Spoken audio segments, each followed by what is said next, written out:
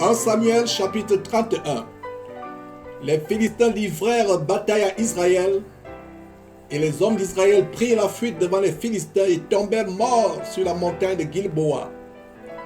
Les Philistins poursuivirent Saül et ses fils et tuèrent Jonathan, Abinadab et Malkishua, fils de Saül.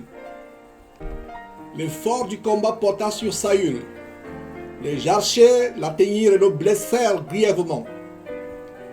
Saül dit alors à celui qui portait ses armes: tire ton épée et m'en transperce, de peur que ces incirconcis ne viennent me percer et me faire subir leurs outrages. Celui qui portait ses armes ne voulut pas, car il était saisi de crainte. Et Saül prit son épée et se jeta dessus. Celui qui portait les armes de Saül, le voyant mort, se jeta aussi sur son épée et mourut avec lui. Ainsi périrent en même temps dans cette journée Saül et ses 3 fils, celui qui portait ses armes et tous ses gens.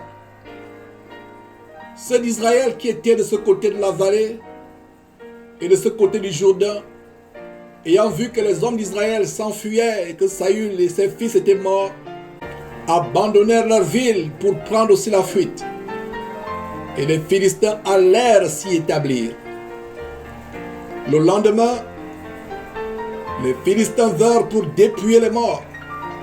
Et ils trouvèrent Saül et ses 3 fils tombés sur la montagne de Gilboa.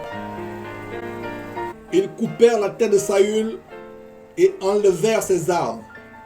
Puis ils firent annoncer ces bonnes nouvelles par tout le pays des Philistins, dans les maisons de leurs idoles et parmi le peuple.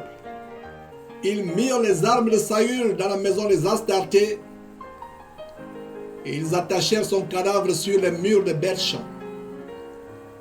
Lorsque les habitants de Jabès en Galade apprirent comment les Philistins avaient traité Saül, tous les vaillants hommes se levèrent et après avoir marché toute la nuit, ils arrachèrent des murs de Beth-Shan le cadavre de Saül et ceux de ses fils.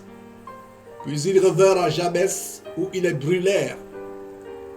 Ils prirent leurs os et les enterrèrent sous le tamarisque à Jabès.